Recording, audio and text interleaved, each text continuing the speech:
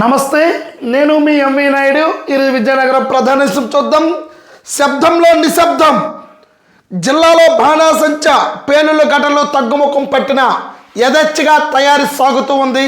ప్రస్తుతం చీపురపల్లి మండలం పెదనడపల్లి గుర్లా మండలంలోని దేవుని కనపాక పంచాయతీ గవిడిపేట బాడింగి మండలం ఎరుగుల పాకలు గ్రామాల్లో కేంద్రాలకు అనుమతి ఉంది. ఎస్కోట పట్టణ శివారు పంట పొలాల్లోని కేంద్రానికి 4 నెలల క్రితమే గడువు ముగిసింది. కొన్ని చోట్ల అనధికారికంగా తయారు చేస్తున్నారనే ఆరోపణలు ఉన్నాయి.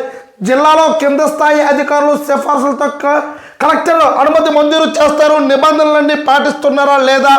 ఎప్పటికప్పుడు రెవెన్యూ, పోలీసు, అగ్నిమాపక శాఖల అధికారులు సంయుక్తంగా తనిఖీలు చేయాలి. సరైన పర్యవేక్షణ లేకపోవడంతో తయారీ కేంద్రాలన్నీ ఇష్టానుసారంగా కొనసాగుతూ ఉన్నాయి. కోనసీమ జిల్లాలో బుధవారం అగ్ని ప్రమాదం జరిగినతో జిల్లా యంత్రాంగం అప్రమత్తమైంది. తయారీ కేంద్రాల భవనాలు బలంగా ఉండాలి. మంటలు చెలరేగితే వెంటనే ఆర్పేలా సంబంధించిన పరికరాలను సిద్ధం చేసుకోవాలి. 25,000 లీటర్లు నీటి నిల్వ సామర్థ్యంతో సంపు నిర్మించాలి. Diesel engine, carbon dioxide gas సిలిండర్లు, పొడి ఇసుక బకెట్లు నింపు ఉంచాలి. 15 కిలోలకు మించి మందు గుండ సామాగ్రి, 4గురికి మించి కార్మికులు ఉండకూడదు. ఈ నిబంధనలు ఏవి కూడా కాన రావడం లేదు. చూస్తూనే ఉన్నాం. బొబ్బిలిలోని తారకరామ కాలనీ సమీపంలో 5 ఏళ్ల క్రితం జరిగిన బాణాసంచ పేలుడు ఘటనలో 3 మృతి చెందారు. బాడింగిలో ఓ యువకుడు మృత్యువాత పడ్డాడు. పారాదిలో 2 దుర్మరణం పొందారు. 2 ఏళ్ల క్రితం గుర్ల మండలంలో దేవుని కనపాక సమీపంలో మందుగుండ సామాగ్రి ఆరబెడుతుండగా 6 గోదాములో నిప్పంటుకుంది. ఈ మంటల్లో 2 చిక్కుకొని తీవ్రంగా గాయపడ్డారు. అయితే జిల్లాలో ఎక్కడ అనధికారి అమ్మకాలకు అనుమతి ఇవ్వద్దని కలెక్టర్ రామసుందర్ రెడ్డి ఆదేశించారు. కలెక్టరేట్ గురువారం సంబంధించిన అధికారులతో సమీక్షించారు. 3 మాత్రమే లైసెన్స్ దారులు ఉన్నారని, 15 మంది హోల్సేల్ దారులు విక్రయాలు కొనసాగుతున్నట్లుగా డిఆర్ఓ శ్రీనివాసమూర్తి వెల్లడించారు. వారు తప్ప ఎక్కడైనా అమ్మకాలు సాగితే వెంటనే చర్యలు తీసుకోవాలని స్పష్టం చేశారు. గ్రామాల్లో వీఆర్ఓలు పరిశీలించాలని సూచించారు. నగరంలోని గంట స్తంభ సహా పలు ప్రాంతాల్లో అమ్మకాలకు అనుమతి ఇవ్వాలని కొందరు డిమాండ్ చేస్తున్నట్టుగా ప్రస్తావించగా తన దృష్టికి తీసుకురావాలన్నారు. అగ్నిమాపక శాఖ అధికారి రాంప్రసాద్, డిఎస్పీ అధికారులు కూడా పాల్గొన్నట్టు తెలుస్తూనే ఉంది. చూస్తూనే ఉన్నాం. తాళం వేసి ఉన్న ఎస్కోట పేలుడు పదార్థాల తయారీ కేంద్రం చూస్తూనే ఉన్నాం. నిబంధనలన్నా కూడాను గాలికి వదిలేస్తున్నట్టుగానే తెలుస్తూ ఉంది. ప్రధానంగా జిల్లాలో బాణాసంచి అయితే మాత్రము మందుల తయారీకి అయితే మాత్రము పర్మిషన్లు చాలా తక్కువగానే ఉన్నాయి. అనధికారికంగా అయితే మాత్రము చాలామంది అయితే మందు గుండెల సామాన్లు అయితే మాత్రం తయారు చేస్తూ ఉన్నారు. అధికారులు కూడా చూసి చూడట్టుగా వెళ్ళిపోతూ ఉన్నారు. ఎక్కడైనా సరే, ఏ జిల్లాలోనైనా సరే, ఏ రాష్ట్రంలో ఒక ప్రమాదం జరుగుతూ ఉన్నప్పుడు మాత్రమే అప్రమత్తమైన అధికారులు ముందస్తుగా ఎందుకు చర్యలు తీసుకోవడం లేదన్నట్టుగా చాలా ఇబ్బందికరంగా మారుతూ ఉంది. కావలసిన పర్మిషన్స్ ఉండాలి. దృఢమైన బిల్డింగుల్లోనే మాత్రమే చేయాలి. అది కూడా 4గురితో మాత్రమే చేయాలి. అక్కడ నీటి నిల్వలు ఉండాలి. ఇసుక, ఇవన్నీ కూడా నిబంధనలు ఎవరైనా పాటిస్తున్నారా లేదా అని ఖచ్చితంగా అయితే మాత్రం కలెక్టర్ చాలా సీరియస్ అవుతూ ఉన్నారు. ఎవరికైనా సరే పర్మిషన్ కావాలన్నా సరే తన దృష్టికి తీసుకురావాలి తప్ప అనధికారికంగా ఎవరైనా మందుగుండ సామాన్ తయారు చేస్తే కఠిన చర్యలు తీసుకుంటామని చెప్తూ ఉన్నారు. ఎప్పటికప్పుడు అధికారులందరూ కూడా అప్రమత్తం అయ్యి ఇది కూడా చాలా దూర ప్రాంతంలోనే ఉండాలి. ఎక్కడ చూసినా గ్రామాల్లో కూడా అధికారులు కూడా అప్రమత్తం అవ్వాలి. అనధికారికంగా ఎవరైనా సరే అమ్మకాలు జరిగినా లేక మందుగుండ సామాగ్రి తయారు చేసినా సరే చట్టరీత్యా నేరం. అనుమతుల అవసరం. అనుమతులు లేదు. ఎవరైనా సరే గోడాంశంలో పెట్టినా సరే, ఊరికి దూరంలో మందుగుండ తయారు చేసినా సరే, ఎక్కడైనా సరే పర్మిషన్ లేకుండా చేస్తే మాత్రం కఠిన చర్యలు తీసుకుంటామన్నట్టుగా కలెక్టర్ చాలా సీరియస్గా చెప్తూ ఉన్నట్టుగా తెలుస్తూనే ఉంది. అలాగే మరొక ప్రధాన విషయం చూద్దాం. నియంత్రణ రాదు, నిరీక్షణ తప్పదు. వ్యవసాయ విద్యుత్కు పెండింగ్లో దరఖాస్తులు. జిల్లాలో రైతులకు కొత్తగా వ్యవసాయ విద్యుత్ కనెక్షన్లు జారీ చేయడానికి తీవ్ర జాప్యం జరుగుతూ ఉంది. మారిన నిబంధనలు, విద్యుత్ నియంత్రణలు, కొరత వంటి సమస్యలు వేధిస్తూ ఉన్నాయి.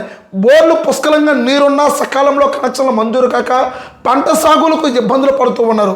జిల్లా వ్యాప్తంగా పాత వ్యవసాయ విద్యుత్ కనెక్షన్లు సుమారు 34,000కు పైగానే ఉన్నాయి. 2025 జనవరి నుంచి దాదాపు 1,600 మందికి దరఖాస్తులు చేసుకున్నారు. వీరంతా సొమ్ము చెల్లించారు. సిబ్బంది సర్వే జరిపి స్తంభాలు, విద్యుత్ లైన్లు ఏర్పాటు చేశారు. నియంత్రణలు రాకపోవడంతో కనెక్షన్ ఏర్పాటు కాలేదు. దరఖాస్తు చేసిన వారిలో ఇంతవరకు 600 మందికి మాత్రమే నియంత్రణలు వచ్చాయి. 2024 మే నుంచి వ్యవసాయ విద్యుత్ కనెక్షన్లు రిజిస్ట్రేషన్లు ప్రక్రియ నిలిపివేశారు. కూటమి ప్రభుత్వం 2025 జనవరి తర్వాత రిజిస్ట్రేషన్ నూతన విధానాన్ని ప్రకటించింది. అప్పటి నుంచి ఒక్కసారిగా దరఖాస్తులు పెరుగుతూ ఉన్నాయి. జిల్లాకు నెలకు 40 నుంచి 50 వరకు మాత్రమే వ్యవసాయ కనెక్షన్లో అవసరమైన నియంత్రణలు వస్తూ ఉన్నాయి. దరఖాస్తుదారులకు సీనియారిటీ ప్రతిపాదికను కేటాయిస్తూ ఉన్నారు. పెండింగ్లో దరఖాస్తులు త్వరితగతిన పరిష్కరించేందుకు చర్యలు తీసుకుంటున్నాం. వచ్చిన దరఖాస్తులు సీనియారిటీ ప్రాతిపదికన ట్రాన్స్ఫర్లు కేటాయిస్తూ ఉన్నాం. అర్హత ఉన్న ప్రతి రైతులకు అందిస్తామని ఎస్సీ ఇక్కడ ఈపీడీసీఎల్ లక్ష్మణరావు ఇక్కడ చెప్తూ ఉన్నట్టుగా తెలుస్తుంది. ప్రధానంగా జిల్లాలో రైతులకైతే మాత్రం వ్యవసాయ విద్యుత్ కనెక్షన్లతో చాలా అయితే మాత్రం ఇబ్బంది పడుతూ ఉన్నారు. చాలా పెండింగ్లో కూడా ఉన్నాయి. ఒక బోరు తీయాలి అంటే మాత్రం కనెక్షన్ కావాలంటే మాత్రం అధికారుల చుట్టూ తిరిగి కాళ్ళు అరిగిపోతూ ఉన్నాయి. ఎందుకంటే పర్మిషన్స్ అనేది పక్కగా ఉండాలి. అయితే తన సొంత భూమిలో బోరు తీసుకుని వ్యవసాయ సాగు చేయాలంటే మాత్రం కష్టతరమే అవుతూ ఉంది. ఒక పక్క రెవెన్యూ వాళ్ళ యొక్క పర్మిషన్స్ కావాలి, వాళ్ళ యొక్క భూములు ఆన్లైన్ అవ్వాలి. ఒక పొజిషన్లో రైతు ఉన్నప్పటికీ కూడా వేరే యొక్క పేరు రావడంతో కొంత జాప్యం జరుగుతూ ఉంది.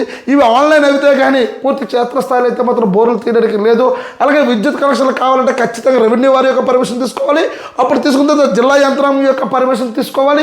ఇవంతా జరిగేసరికి అయితే మాత్రం చాలా తతంగమంతం అయ్యేసరికి అయితే మాత్రం రైతానికి చాలా ఇబ్బంది పడుతూ ఉన్నారు.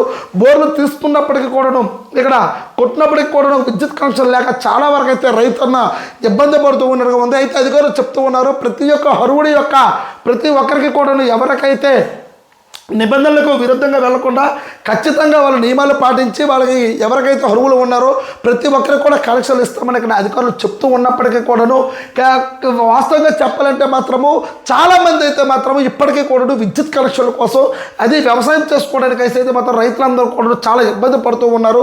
ఇప్పటికీ కూడా పంటలు ఒక పక్క సాగు చేస్తూ ఉన్నారు.